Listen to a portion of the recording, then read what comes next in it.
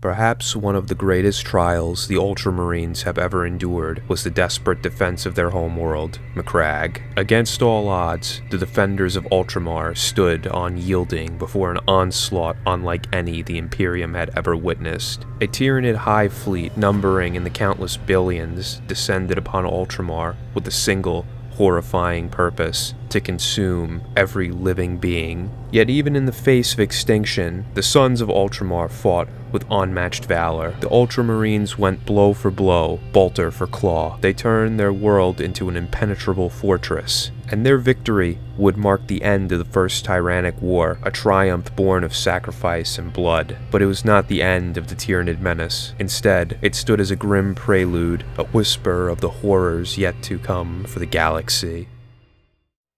In the dark, infinite void of space, a new threat had emerged. Ordo Xenos Inquisitor Cryptmen on the doomed world of Tyran Primus. This first encounter between humanity and the Tyranids ended in a slaughter beyond imagination. The planet's defenders fought bravely, but they were swept aside in a tide of claw and fang. When the killing finally stopped, nothing living remained. By the time Cryptman's warning reached the Imperium, it was already too late. The Xenos swarm, now known as Hive Fleet Behemoth, was on a direct course for Ultramar. A shadow, darker than the void itself, was ascending upon the realm of the Ultramarines. In response, Chapter Master Marneus Calgar issued a single, decisive command. Macragge would stand as the fortress of mankind's defiance. The call to arms stretched across Ultramar. Every ship, from mighty battle barges to nimble strike cruisers, took position in orbit, their guns braced to meet the swarm. Below on the world of Macragge, vast defensive networks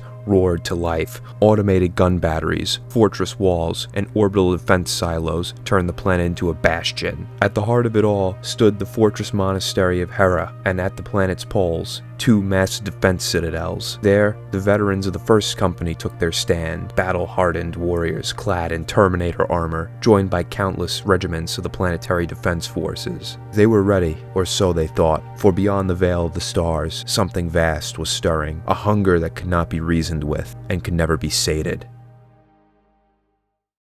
Within only a few short weeks, the first wave of Tyranid assaults began. Hive Fleet Behemoth's vanguard descended upon Macragge like a living storm, launching probing attacks to test the defenders' resolve. Above the planet, bioships blackened the stars, their living weapons overwhelming the Imperial fleet in orbit. The heavens themselves burned as thousands of spore pods rained down through the atmosphere, each one carrying death within. When those spores struck the surface, they burst open into nightmares, spawning monstrous Tyranid bioforms that tore across the frozen wastes. Warriors, carnifexes, and endless swarms of gaunts poured from the skies, devouring everything in their path. The world was becoming a slaughterhouse. On the ground, Marneus Calgar took command of the defense, leading the Second Company, supported by elements of the 1st, 5th, and 10th Companies. He spearheaded the counterattack. Their stand came at the place that would be etched into Ultramarine history, Cold Steel Ridge. There, amidst the industrial sprawl, the Ultramarines met the Tyranid horde head-on. Bolter fire thundered through the ruins as the ground quaked under the charge of bio-beasts. For every creature slain,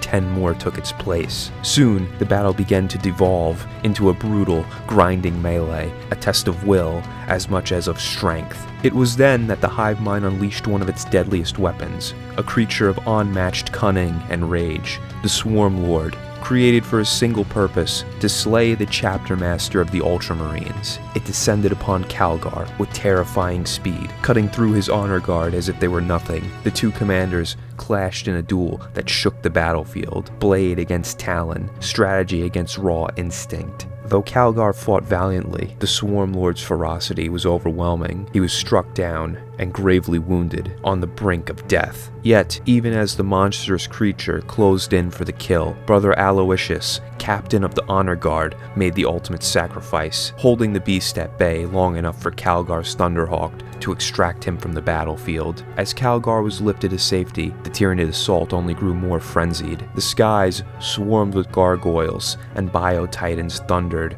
through the wreckage. the Ultramarines fought tooth and nail to cover their retreat, Thunderhawk gunships raining fire from above to stem the endless tide. When the dust finally settled, Cold Steel Ridge had fallen. The once massive industrial complex was reduced to ruin and ash. Countless Ultramarines and Imperial soldiers lie dead across the battlefield, and the Tyranids had torn a gaping wound in Macragge's defenses, a clear path to the planet's mighty polar fortresses. While the defenders planetside found themselves in dire straits, the war in the void burned on. Above the battered world, disguised themselves became a killing ground. Wounded but unbroken, Marneus Calgar refused to yield. From the command decks of the Ultramarines' flagship, he rallied what remained of his fleet and launched a desperate series of counterattacks against the encroaching Hive ships of Behemoth. However, Hive Fleet Behemoth was also cunning. The Tyranid swarm feigned retreat, breaking the siege of Macragge and drawing Calgar's fleet into pursuit. The chase had led them to the ringed world of Circe, a silent, distant planet, which would soon be witness to the turning point of the First Tyrannic War. Both commanders, man and monster, sought to ensnare the other. Calgar prepared his ambush, but the Tyranid struck first. From the darkness beyond Circe's rings, Behemoth's second wave emerged, a sea of bioships descending like a tidal wave upon the Imperial fleet. For a moment, it seemed the Imperium would be consumed entirely. Then, salvation arrived. The Imperial Navy reinforcements, having answered the Ultramarines' distress call, fell upon the swarm from behind, and the trap was reversed. In the heart of this apocalyptic crash, the Emperor-class battleship, Dominus Astra, made a fateful choice. Its captain ordered the ship to ram straight into the core of the Tyranid formation, forcing its way through the massive waves of alien vessels before detonating its warp drive. The explosion tore reality apart, a vortex of Imperium fire that would swallow both the Dominus Astra and the heart of Hive Fleet Behemoth. In a single, terrible instant, the Tyranid fleet was annihilated. Yet even with this victory among the stars, Macragge still burned.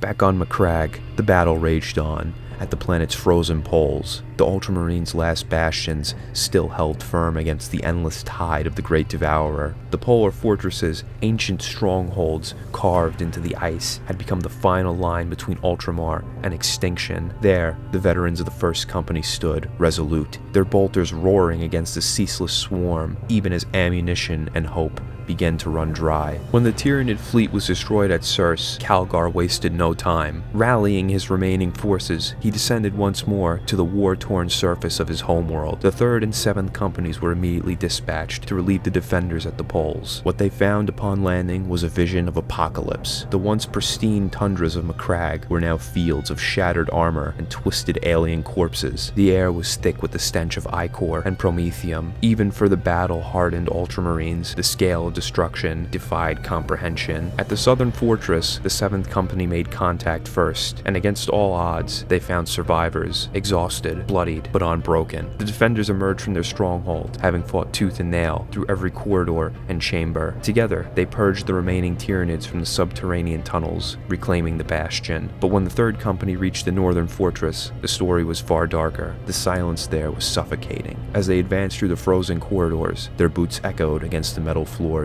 slick with alien blood. In the fortress's lower penetorium, they discovered the final stand of the First Company. Terminator armor lies scattered among heaps of butchered Tyranids, each warrior having fallen exactly where he had stood, bolter in hand, surrounded by the slain. They had held the line until the very end, their sacrifice buying time the Ultramarines needed to survive.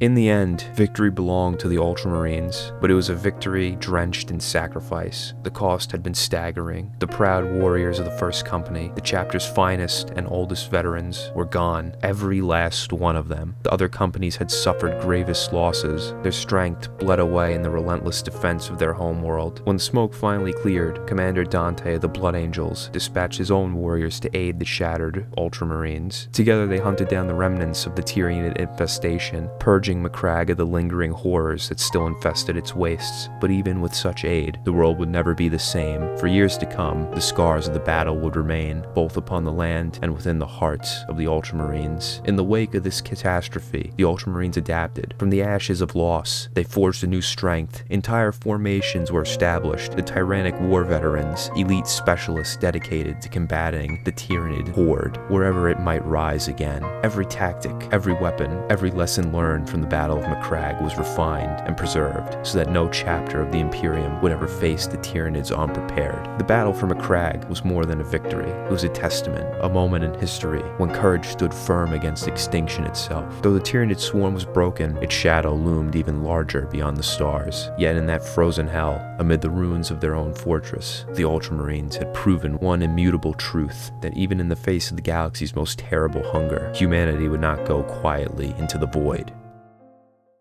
Well, if you made it this far, thank you for sticking around and watching this video. I hope you enjoyed. Let me know down in the comments what you thought, and what else, if you have any ideas, would you like me to cover. But anyway, if you guys enjoyed this video, please leave a like and subscribe. It helps me out a lot. And with that, I will see you guys in the next video. Thank you for watching, and I'll see you next time.